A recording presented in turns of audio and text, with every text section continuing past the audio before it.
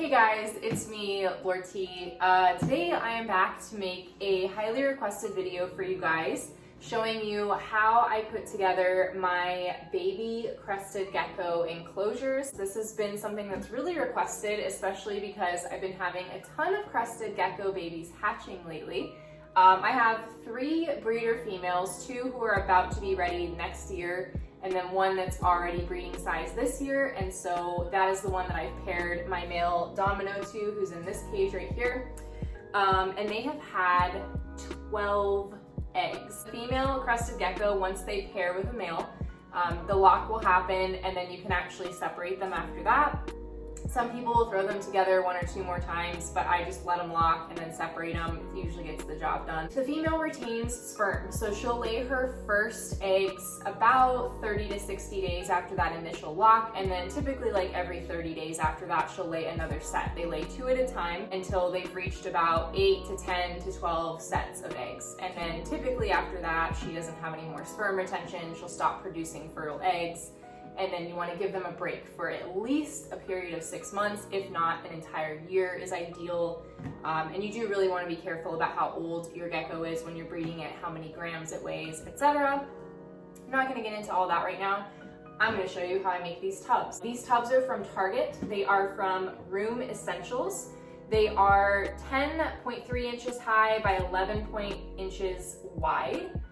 11.8 inches wide. They are an 18 quart tub. They're perfectly sized because they do have a lot of horizontal moving space, but more importantly, they have that vertical climbing space that a Crested Gecko is going to want. Even as a baby, they love to climb, and I just think this is a much more enriching environment and habitat for them than some of the more compact Tupperwares and things that you can put baby Cresteds in. It is really important to use something sort of small like this for hatchlings and juveniles, just because anything that's too vast for them is going to make it really difficult for them to hunt, for them to find their food, for them to feel like secure. They're going to get more stressed out. So it is important, even though you do want to give them plenty of climbing space, to make sure that you're not using too big of a vessel to house them. Otherwise, they are going to get stressed and they're going to have a difficult time finding their food. I would probably raise my geckos in here for close to a year before I moved them into an adult tub setup. Just a clear tub, nothing fancy. I paid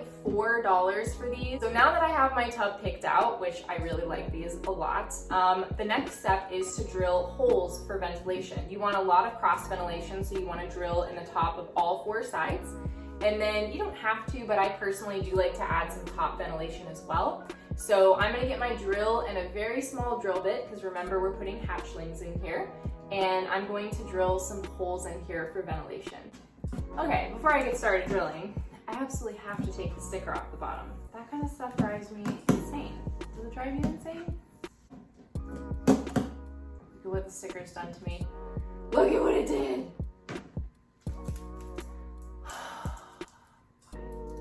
Okay, so really carefully, I'm just gonna start drilling my holes along the top here.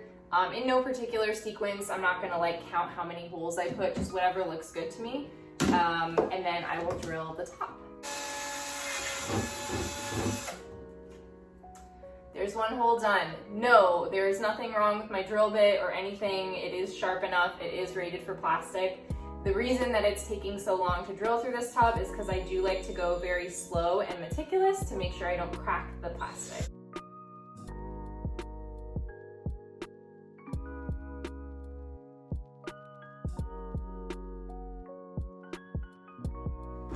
Okay, so that is 1 side completed. It looks like I drilled 7 holes in it, and now I'm just gonna kind of do the same for all 3 of the other sides. Now that I have drilled all of my holes in the tub where I want them going along the sides, it's time to drill the top of the lid. This is where you'll wanna be the most cautious not to crack the plastic, so I'm just gonna go really slow and gently and drill 6 holes right in the top here.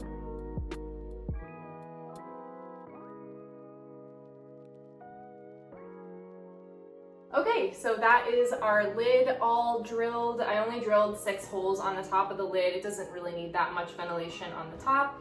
And then I'm just gonna shake all the plastic out of my bin. We'll go ahead and wash both of these pieces just because we don't know what was in them previous to me getting it. and sweep up this mess, and then I will be back to show you how I decorate them and put them together. So I'm going to be using paper towel substrate in my bin, and I did cut it to size just because it's easier and looks nicer. I choose to use paper towel substrate for my hatchling and juvenile crested geckos simply because I don't want any risk of impaction with a dirt or a moss substrate. These guys are really little, their aim is terrible, and if they're free roaming in here eating crickets and whatever other insects that I let go crazy in here, I don't want there to be a risk that they would pounce on one and accidentally swallow a big piece of sphagnum moss that they potentially couldn't pass. Might get impacted inside of their stomach and cause issues or fatalities. The subject of impaction with substrate is sort of like a weird battle in the reptile community. I'll leave that mostly out of this video. My personal opinion on it is that impaction occurs primarily in dehydrated, malnourished, unhealthy animals, and it's perfectly fine to use substrate, but there are some precautions that you can take against issues that can arise from using substrate, and personally, this is one of them for me. I like to use paper towels in my hatchling and juvenile crested gecko enclosures. Paper towel is in, time to add some cork and decor. Here's a good piece of cork that I got from my local reptile shop. It's just a medium-sized cork flat, but I'm just gonna put this right in the corner of the tub like so.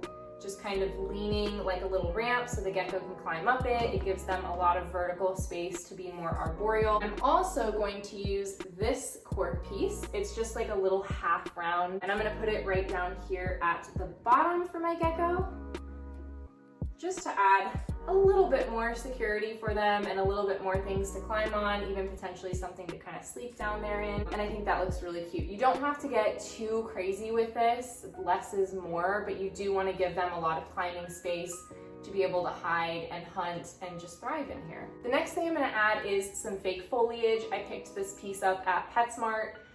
Just really cheap. I think this was like $4 and my cork pieces were $10. So I'm going to go ahead and add this into the enclosure.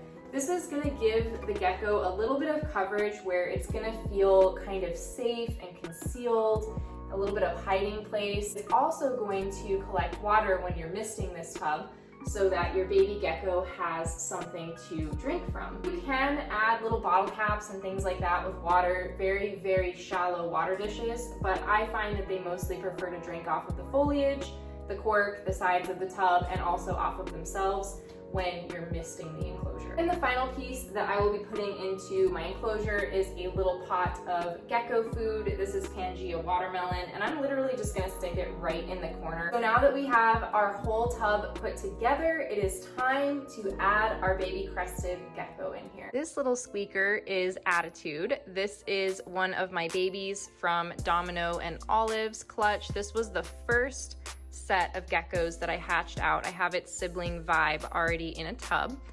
So we're gonna go ahead and add Attitude into this enclosure now. Actually, Attitude will probably add itself. There we go. And as you can see, it's like the perfect size. It's not too big, it's not too small. It offers a lot of space for exploring and hunting, muscle development, but it also gives it a lot of vertical space, and it's not so big that this gecko is gonna feel overwhelmed. It can still find its food, it can still hunt, and it's not gonna be overwhelmed by the amount of space that it has. Also, because I'm sure you guys are gonna be asking who the daddy to that little cute Dalmatian is, this is him. This is Domino. He is a tiger cream base small spot super Dalmatian, which is literally my favorite possible combination of traits ever. He is absolutely gorgeous, and he has such a funny personality. He's a really cool gecko, and definitely my babies will have a lot of personality and a lot of looks because of this guy. Although I keep the majority of my adult crested geckos in bioactive terrariums like these, I do have a couple that I do keep in adult tubs. This is one of them. I made this tub exactly the same way that I made the baby tub, except this is a much larger tub, as you can see. And I wanted to get this out to show you guys the mama. This is Olive. You can see she also has that tiger pattern. She is a really light base. She doesn't fire up any darker than this. And she just has that gorgeous mossy green color. It's so unique. I've never seen it before.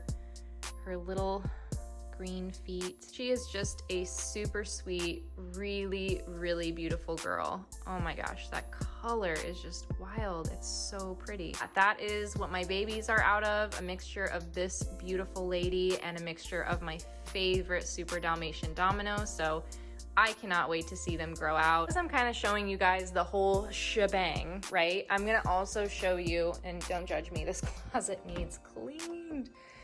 Oh Lord. This is actually where I incubate my Crested Gecko eggs. So I keep my house temps anywhere between about 72 to 77 degrees. And I just keep my eggs in this closet here, right in the corner. I've got a bunch of dates and things written down on there, like hatch dates, etc. But that's where I keep them. I use Pangea Hatch, which is a clay incubation substrate. It's really great. How I have done this, I will just take this out carefully. And let's go into the bathroom, shall we? How I have done my gecko tray is I have put it into this little reptile container. I've used blue painter's tape to cover up all the holes, and I put the tray on top of the gecko hatch. I wet the gecko hatch. I do mist this like every 2 or 3 weeks, just a light misting. I'll take the tray out, mist the substrate, and put the tray back in. You don't want your eggs to get wet, but you do want them to have humidity inside of the container. And I'll typically open this container like once a week just to kind of air it out as well. These two are actually due literally any day now. I cannot wait to see them. They'll hatch on their own, but any day they should be hatching. Mine are going about 77 days. If you're wondering what the pink dots are, when I candle these eggs, I do use a chalk marker to mark where the embryo is. Just in case I ever move the tray and it gets kind of tipped or anything, you want the embryo to stay on top during the incubation process, so that's why they're marked. But yeah, those are my little crusty eggs and how I incubate them.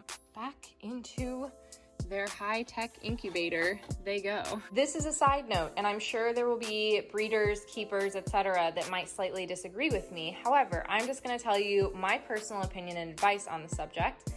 Crested geckos should be housed separately, okay? They are a very territorial species. Even females kept in like a harem where you keep like 2 or 3 females together, they can still have problems that arise. They can frighten each other, they can drop their tails, they can nip off toes and eyelashes and crests.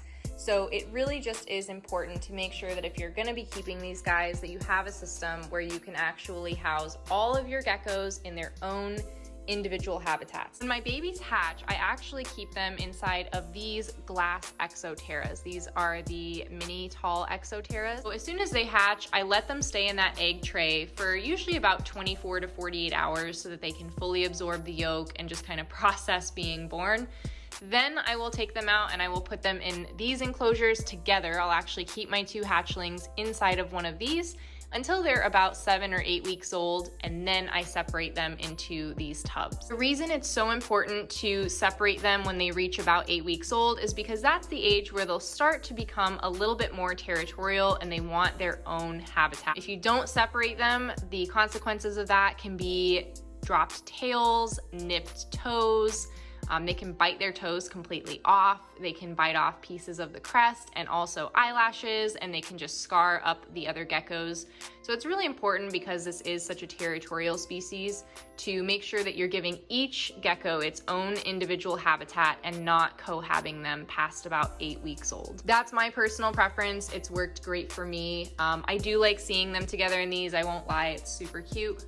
But for the safety and the well-being of the gecko, I do like keeping them individually in those. All right guys, so that is it for our Crested Gecko hatchling and juvenile tub setup. It is super easy. This took me like 15 minutes to create this. It costs less than $20 to make this as well. Super affordable, super accessible, really easy to make, and just a beautiful little habitat for your baby hatchling juvenile crested geckos. I hope you guys enjoyed seeing this video. I hope it was pretty easy and self-explanatory. You can really duplicate this with pretty much any container, but I do really like these ones from Target. I hope you guys enjoyed seeing this and it gave you some inspiration and ideas for your own crested geckos.